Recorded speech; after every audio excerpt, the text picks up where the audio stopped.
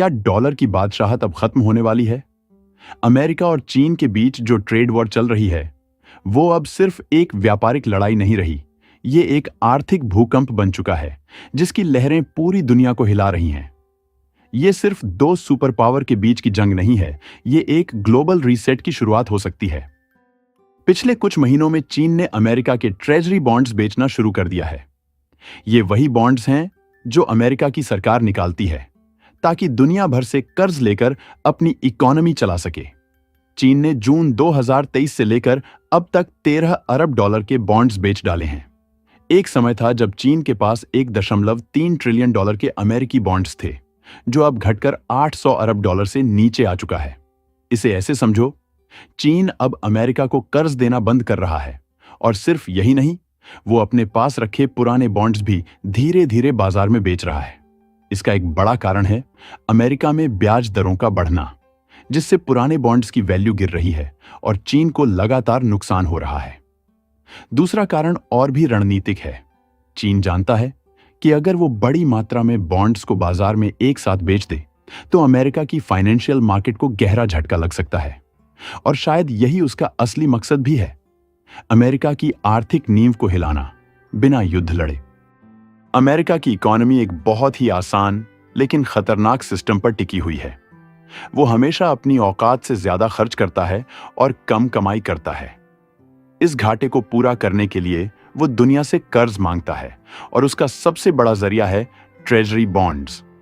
हर साल अमेरिका को अरबों डॉलर की जरूरत होती है अपने सरकारी खर्चे, प्रोजेक्ट्स और सोशल स्कीम्स को चलाने के लिए, और इसके लिए वो पूरी दुनिया से फाइनेंसिंग लेता है।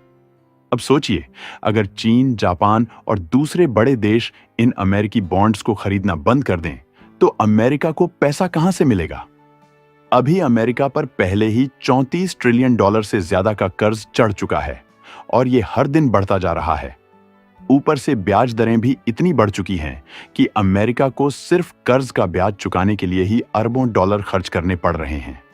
यानी ये पूरा सिस्टम एक ऐसे टाइम बम में बदलता जा रहा है जो अगर फटा तो सिर्फ अमेरिका नहीं, पूरी दुनिया की अर्थव्यवस्था को हिला देगा। अब बात करते हैं उस आर्थिक रणनीति की जो अमेरिका की वैश्विक ताकत को सीधा चुनौती दे रही है, डिडॉलराइजेशन।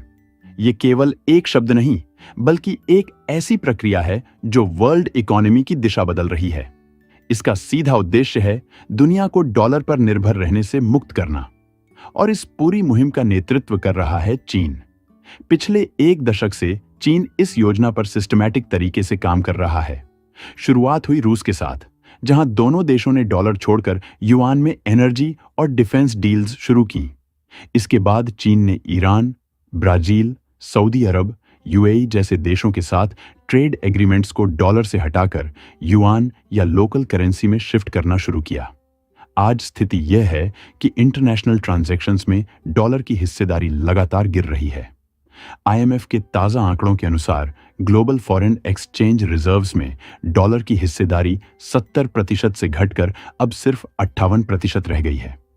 ये केवल 1% नहीं, ये संकेत है कि एक सदी से जो डॉलर वर्ल्ड करेंसी का सिंबल रहा है, उसकी पकड़ ढीली हो रही है। चीन अब केवल ट्रेड में ही नहीं, बल्कि टेक्नोलॉजी के माध्यम से भी इस ट्रांजिशन को तेज कर रहा है। डिजिटल युआन की शुरुआत इसी रणनीति का हिस्सा है, जिससे वह ग्लोबल फाइनेंशियल सिस्टम में अपनी पकड़ मजबूत करना चाहता है। अगर दुनिया भर में युआन, यूरो या अन्य करेंसीज में ट्रेडिंग तेज होती रही, तो अमेरिका के पास वो ताकत नहीं बचेगी जिससे वह देशों को फाइनेंशियल सिस्टम से बाहर कर देता था, जैसे स्विफ्ट बैन या सैंक्शंस। डॉलर आधारित सिस्टम अमेरिका का सबसे बड़ा हथियार था, और अब वही हथियार कमजोर हो रहा है। डिडॉलराइजेशन सिर्फ एक इकोनॉमिक मूव नहीं है, ये एक जियोपॉलिटिकल शिफ्ट है जो आने वाले समय में ग्लोबल पावर बैलेंस को बदल सकता है। और इस प्रक्रिया का अगला चरण क्या होगा, ये सवाल आज हर बड़े राष्ट्र की रणनीतिक बैठकों में गूंज रहा है।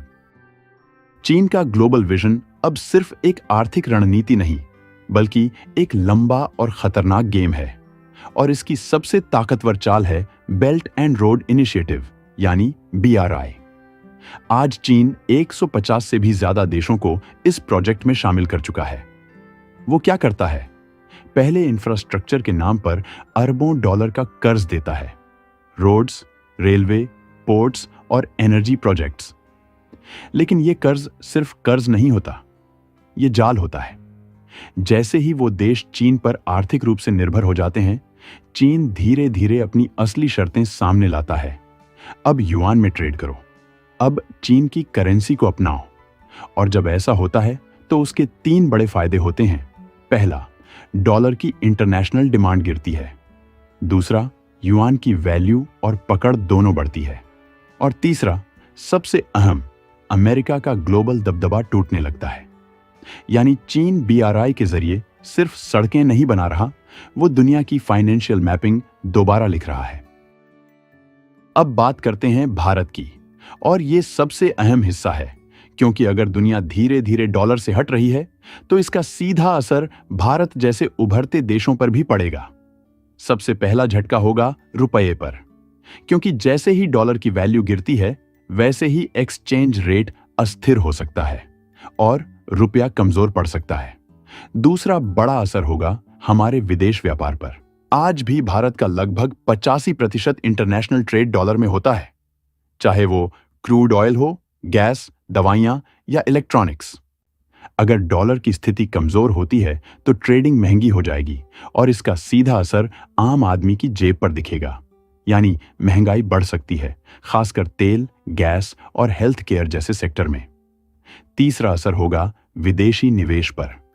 इन्वेस्टर्स जब ग्लोबल मार्केट में अनिश्चितता देखते हैं तो सबसे पहले रिस्क अवॉइड करते हैं, और इसका मतलब है एफडीआई में गिरावट। लेकिन ये सारी दिक्कतें शॉर्ट टर्म की हैं।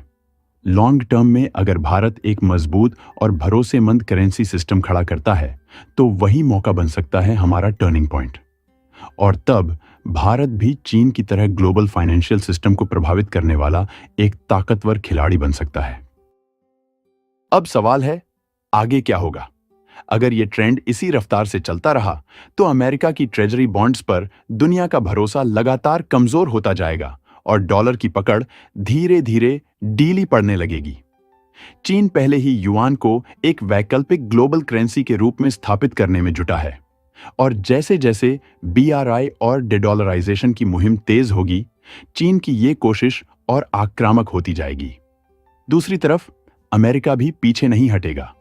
वो शायद डिजिटल डॉलर यानी CBDC, central bank digital currency की ओर कदम बढ़ाए ताकि ग्लोबल ट्रांजैक्शन में अपनी पकड़ बनाए रख सके।